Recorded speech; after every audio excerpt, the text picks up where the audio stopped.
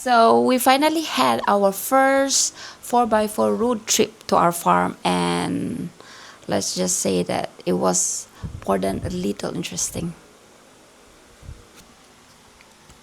Hi guys, welcome to our channel Let Go and Grow.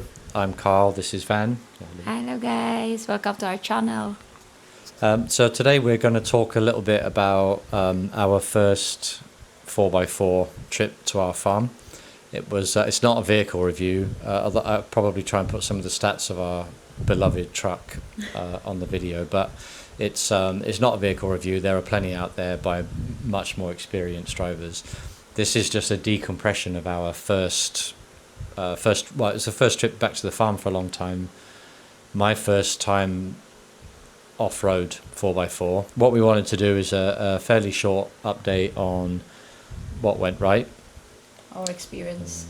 Yeah, what didn't go so right, and what we learned from it, which was probably quite a bit.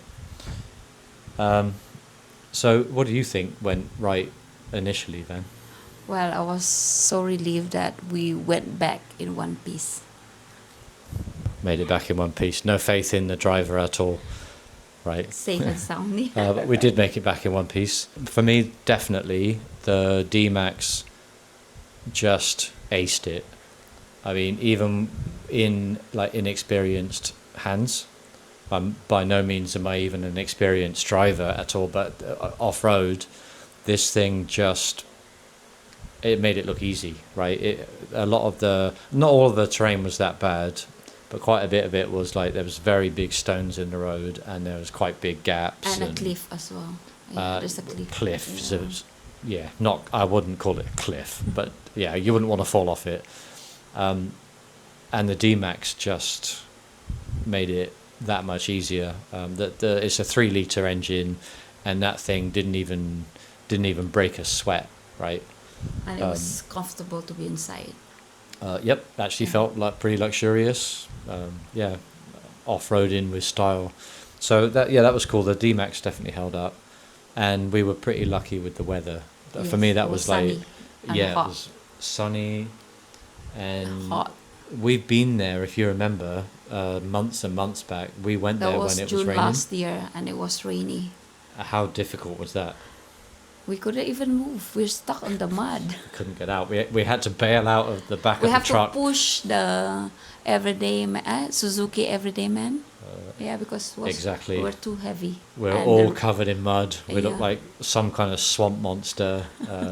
And that truck, we mentioned that in the previous video. Those Suzuki Scrum, they're called, Everyman, whatever.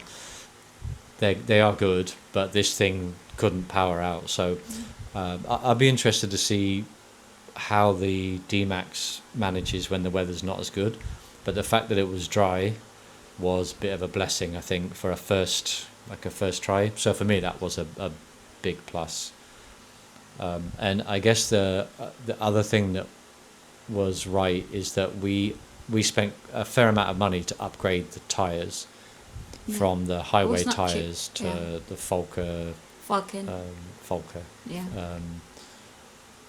all-terrain tires. So that was worth it, and I think that probably made a difference. So what didn't go well?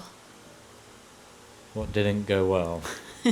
The first 2 minutes. First 2 minutes, we went off-road, and I was probably overconfident, so I scraped the protective plate underneath the truck, and that was my bad judgment because I didn't have the wheels positioned correctly. I definitely went into it feeling like I was... because I'd driven from Himmam Island all the way down to the farm anyway, that's quite a long drive. I probably felt like I was king of the road. So I was a bit overconfident and then got quickly humbled. I suppose a lot of off-roaders feel the same thing. You get cocky, you hit your first real obstacle, and suddenly you're over-calculating every single move that you make. I couldn't blame you, because if you notice, the road was really stony and narrow. It was quite narrow. Yeah. It's a track more than a road. Mm. Yeah, the other thing then I guess maybe wasn't so good was some of the tension in the vehicle. If we overlay any footage, there won't be audio because it was like I was being told, "Oh, I'm too far to the right, I'm Yeah. too close to here." Because I And, was so scared that we're too near to the cliff. yeah, but it's actually easier. Getting the width of the truck and the bearing for the wheels is probably easier in the D-Max than it is in a regular car because you've got like the lines on the bonnet seem to help you line up where you are, so you can judge exactly, where you're sat. But yeah, there was tension in the vehicle, rightly so. We had like 5 people. Yes. Who was in there with yeah, us? it was my sister, Nanai, my mom, and our friend Ambo. So there's 5 people. Yeah. And I'll be honest, when if I watch any videos of other like off-road, it seems like they're going a lot faster than we were. And until they hit like real significant obstacles, but it feels like they're going a lot faster. I just felt like we needed to kind of crawl along the route because I didn't. The people in the back were probably bouncing around like Yeah. yo-yos. So yeah, I mean, there was tension in the vehicle, and for me that was a little off-putting. Like, I think you noticed I was in the zone for most of the trip. I wasn't You were really. concentrating. Yeah. Whatever noise was going on inside the cab, I was like oblivious to it. Okay, So, what did we learn? what did we learn? Yeah, we did learn a few things. I mean, I think getting the truck lifted a couple of inches, we agreed, Yes. might help. Yes. I've got no doubt that a more experienced driver wouldn't have even scuffed the plate when we started. And it's not like the whole track is terrible. But at the same But- time, they were also familiar, and it was your first time to drive there by yourself. Yeah. But what I mean is that the lifting is like an easy way to kind of make sure you're clear. Yeah. We probably could make it if we didn't lift it, but some of the stones, they are pretty bad. And I can imagine if it gets muddy on that track, then we're going to be that much lower in the ground. So the stones are not going to move. So maybe a couple of inches lift. Also realized how much you have to respect the terrain, because like really if you're trying to think about which side to go on, like left or right of a particular obstacle, it's like playing chess. You have to think several moves ahead, because if you avoid one obstacle, it can put you on the wrong side for the next one. So you're trying to plan as far ahead as you can, within reason, so that you can kind of navigate one by one. And then I'm reading notes off my laptop. I'm not cheating. I think notes are fair.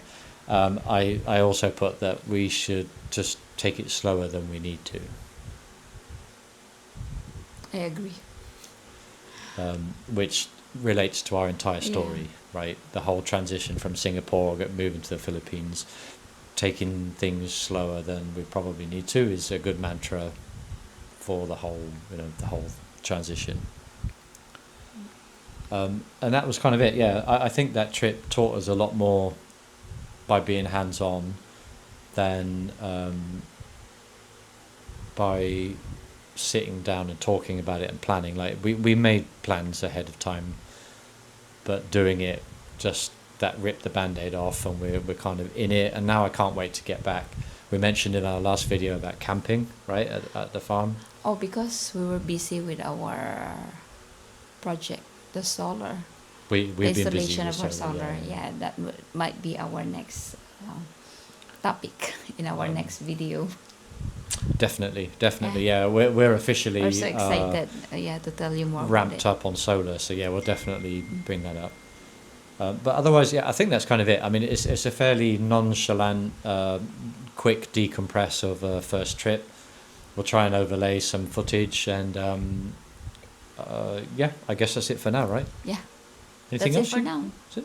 That's Anything it. else? Yeah, nothing. Okay, cool. thanks guys. Happy trailing. Yeah. Have a good evening. See you in our next video.